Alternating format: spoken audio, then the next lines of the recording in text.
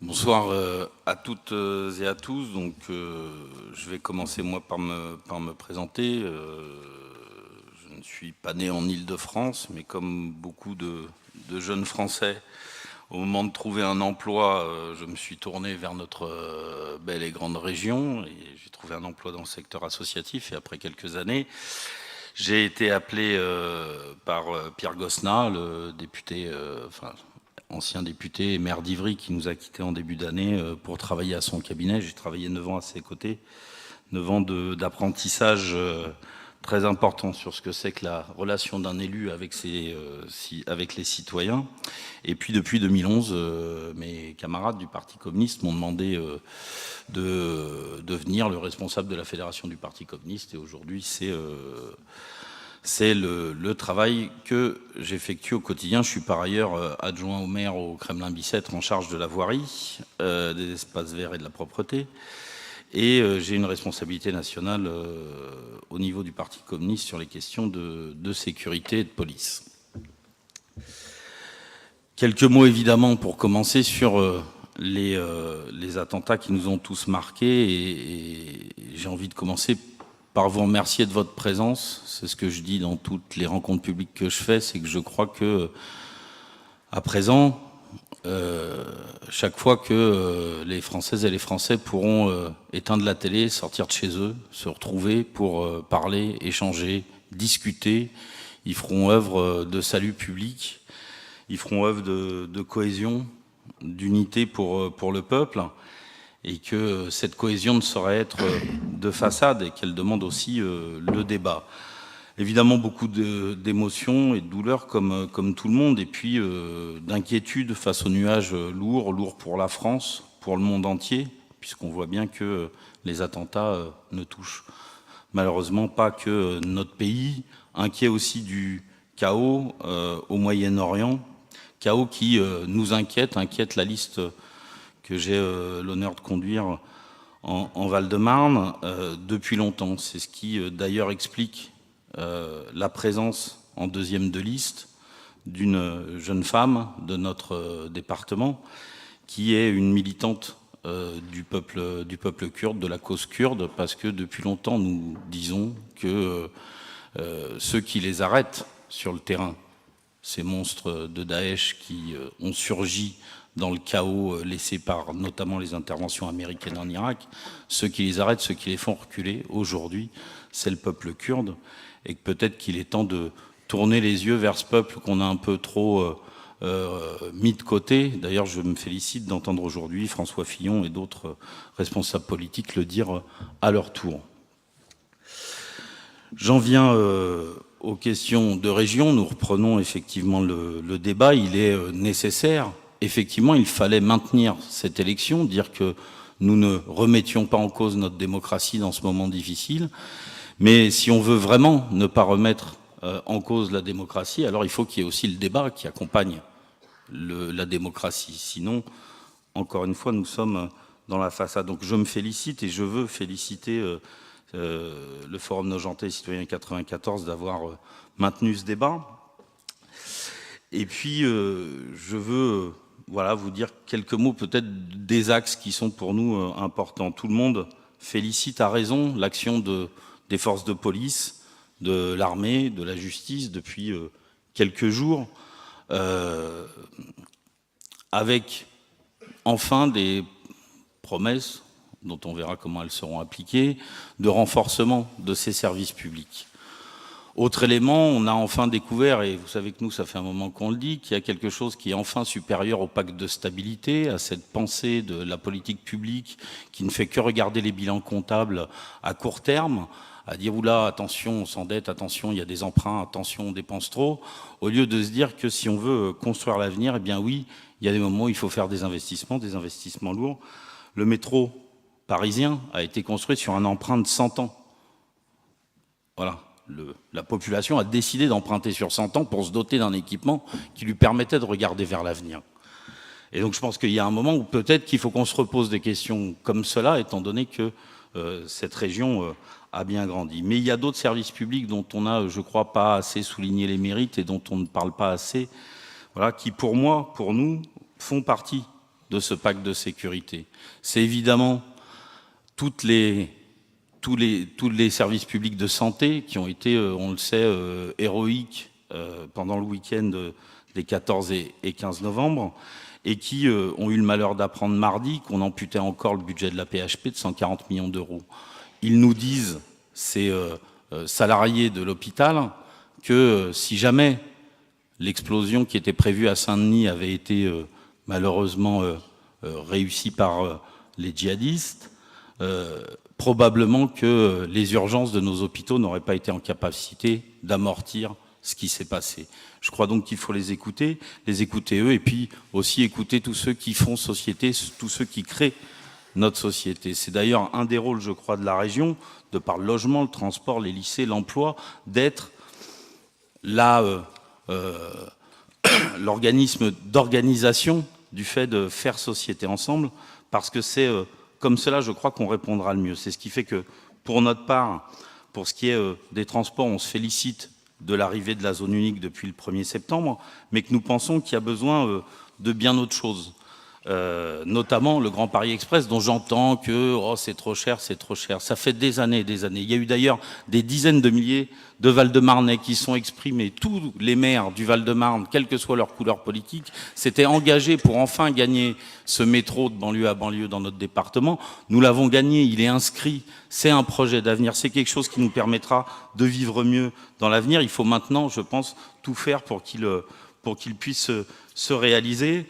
Je crois, par exemple, sur les transports, qu'il faut aussi parler d'écologie. On a une question dans notre département, c'est le nombre de camions qu'il y a sur les routes, notamment sur la 86. Tout le monde connaît, on est à Nogent, le plus gros bouchon d'Europe.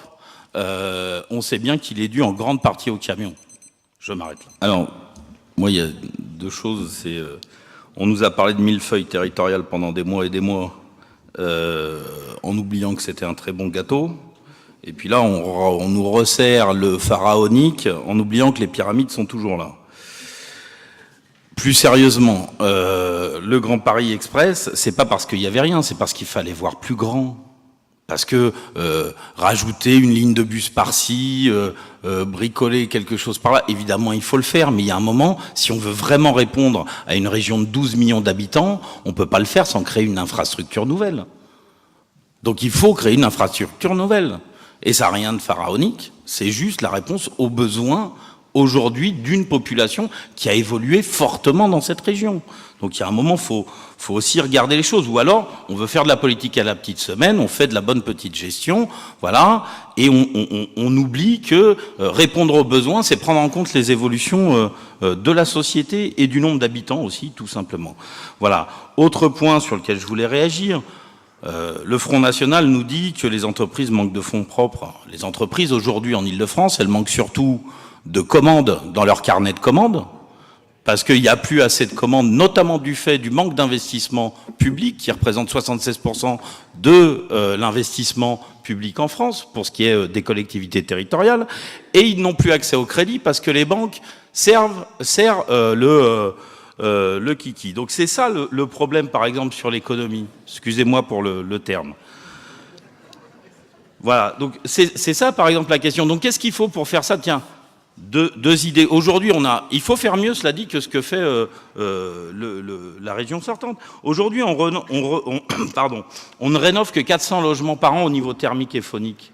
Nous, on a une proposition qui est chiffrée, il y a les programmes à la sortie, qui nous permet de monter à 40 000 logements rénovés thermiquement et phoniquement par an.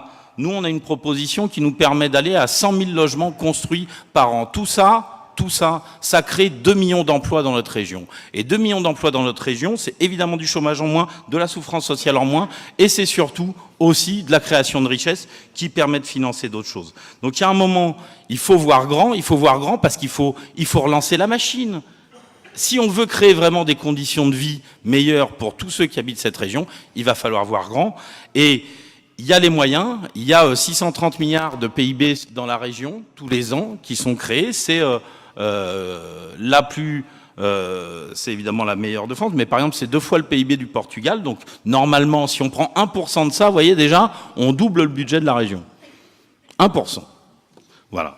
Et puis pour finir, je voulais juste signaler à nos collègues de droite que Pierre Cerne est deuxième vice-président de la région et donc il est tout à fait habilité à parler en son nom. Moi, très rapidement, d'abord sur société civile, en tout cas pour ce qui concerne la liste du Front de gauche, en Val-de-Marne, il n'y a que 2 personnes qui sont rémunérées, on va dire, dont l'activité politique est la principale activité. Il se trouve que c'est moi et le maire d'Ivry qui est dernier de la liste. Tous les autres sont des salariés, des gens qui sont engagés dans la vie associative, dans le syndicalisme, voilà, et qui s'engagent là-dessus. Voilà, on n'a pas, nous, on a fait le choix justement de ne mettre aucun conseiller départemental, un seul maire, voilà, pour justement que ce soit l'occasion de l'émergence de la société civile, d'une société civile engagée pour le bien de ses concitoyens.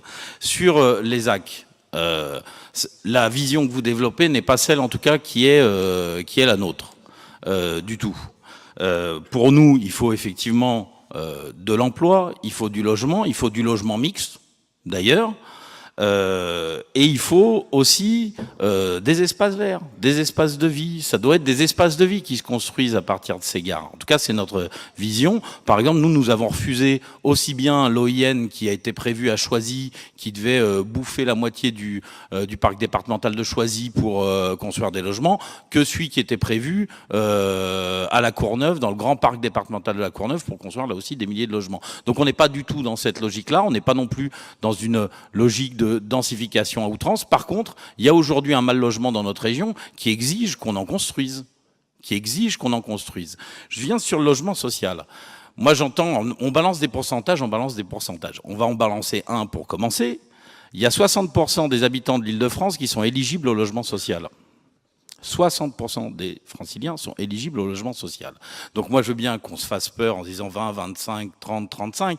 La réalité, c'est que le logement social n'est pas un logement pour pauvres, c'est une alternative au logement privé. C'est pour ça d'ailleurs que nous, on parle de logement public.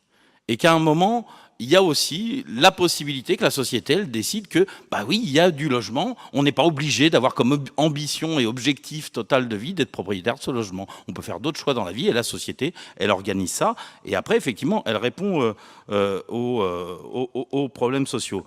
Je finis sur une chose, c'est, moi je suis très embêté par les déclarations du Front National. Parce que voilà, c'est le choix de la division. C'est le choix de l'opposition entre les Français, entre les habitants de l'Île-de-France. D'ailleurs, l'affiche que vous collez, choisissez votre banlieue, dans le moment qu'on traverse, est une honte et une insulte à ce moment où on doit justement dire « nous vivons ensemble ». Voilà, et moi je crois vraiment que vous êtes vraiment dangereux pour l'avenir de ce pays. Voilà, je le dis solennellement. Alors, moi... sur la formation professionnelle, évidemment, on a une série de propositions de renforcement de l'apprentissage. On propose notamment d'ailleurs qu'il y ait une gratuité du matériel dans les filières professionnelles à tous les niveaux, parce que bien souvent, par exemple, un jeune qui veut entamer une formation de cuisinier, la mallette pour commencer est d'un tel coût qu'il n'est pas en capacité de la payer. Donc voilà, il y a toutes ces choses-là qui permettent aussi aux jeunes d'accéder concrètement à la formation. On a aussi toute une série de propositions qui concernent effectivement des liens avec l'artisanat notamment, mais aussi dans les entreprises. Mais surtout, on pourra former tant qu'on veut les jeunes. On pourra les former, en faire des bêtes de concurrence. Ils sortiront, ils seront au taquet pour... voilà. Tant qu'il y aura aussi peu d'emplois à pourvoir, on aura juste fait des chômeurs formés. Donc nous, notre choix, c'est de développer de l'emploi. Je parlais des 2 millions d'emplois que le programme qu'on propose sur le logement pourrait créer. Je pense que c'est par exemple une voie, il y en a bien d'autres. Pour ce qui est d'aider, par exemple, nous on propose que tous les contrats publics, tous les chantiers qu'on peut engager de façon publique dans la période, il y a une obligation pour toutes les entreprises qui obtiennent ces marchés de prendre en priorité justement les jeunes qui sont en apprentissage en Île-de-France pour pouvoir arriver à ça. L'autre chose, c'est là aussi, nous on propose le transport gratuit pour les moins de 18 ans, pas seulement pour qu'ils puissent justement se déplacer pour, à la limite, faire leur formation, mais aussi pour que tous les enfants d'Île-de-France aient accès à Paris, parce que parfois le coût du ticket pour se rendre à Paris fait qu'on n'a pas accès à Paris. Ça a été posé la question sur la jeunesse, c'est pour ça que je me permets d'y répondre. Sur les paradis fiscaux, vous pouvez compter sur nous, en tout cas, là, vraiment. N'ayez pas de doute là-dessus. Et je veux finir sur les droits des femmes, parce que je crois que c'est quelque chose de très important, effectivement, particulièrement aujourd'hui. C'est vrai qu'il n'y a que des hommes. J'y viens. C'est vrai qu'il n'y en a pas une. Nous, il y a 4 têtes de liste femmes, 4 têtes de liste hommes au niveau de la région. Il se trouve qu'en Val-de-Marne, c'est un homme. C'est vrai qu'on n'a pas consulté les autres listes avant de le faire. Voilà, mais donc voilà, nous on est à parité, y compris sur les têtes de liste par département. Voilà. Après, nous on propose un observatoire régional des violences faites aux femmes. On veut un plan régional d'hébergement des femmes victimes de violences sexistes et sexuelles, parce qu'on pense qu'il n'y a que la région qui peut vraiment permettre la construction partout de centres d'hébergement et de places relais pour ces femmes qui souffrent au quotidien. Et puis pardon. Et puis, nous, on propose la défense et le maintien des centres IVG menacés dans notre pays. Vous m'excuserez d'être lapidaire. L'État doit 1,7 milliard à la région. Nous avons proposé, je l'ai dit au début, 1% sur le PIB, qu'on ne me dise pas que c'est un problème législatif. On a gagné une augmentation au Sénat du versement transport pour financer la zone unique, que donc nous maintiendrons. Voilà en tout cas 2 propositions de financement. Pour ce qui est de la conclusion, moi je crois vraiment qu'on a besoin aujourd'hui d'une région qui travaille au rassemblement de toutes et tous les habitants de notre région, sans exclusive, sans division, sans stigmatisation. On a besoin d'une égalité, mais une égalité qui soit valable sur tous les champs de la vie. On a besoin aussi, ça a été dit, dans la sécurité de présence humaine massive, parce que c'est pas en mettant des gardiens armés qu'on rendra les choses plus sûres dans les transports. Il faut mettre surtout des gens dans les gares, derrière les guichets, dans les rames de train, dans les bus, voilà, des agents du service public qui soient là pour accueillir et accompagner les voyageurs notamment. Enfin, je veux le souligner, puisque c'est aussi une région, c'est aussi une... Il y a un deuxième tour. Moi j'ai beaucoup entendu à droite de disparités. On ne sait pas trop qui va peser sur le programme de qui, comment on va se mettre d'accord sur un certain nombre de points. Moi, je suis inquiet parce que Debout la France a sur sa liste et sur sa circulaire M. Gaudin de Villeneuve-Saint-Georges, qui s'est allié au 2e tour avec le Front National pour essayer de faire tomber une municipalité de gauche. Ça reste quand même une question qu'il faudra donc se poser. Et pour le reste, vous avez pu le voir, même si nous avons des différences, que nous défendons 2 visions parfois différentes, parfois contradictoires. Pour ce qui concerne la gauche, nous sommes prêts à travailler ensemble et prêts à améliorer réellement la vie de nos concitoyennes et de nos concitoyens.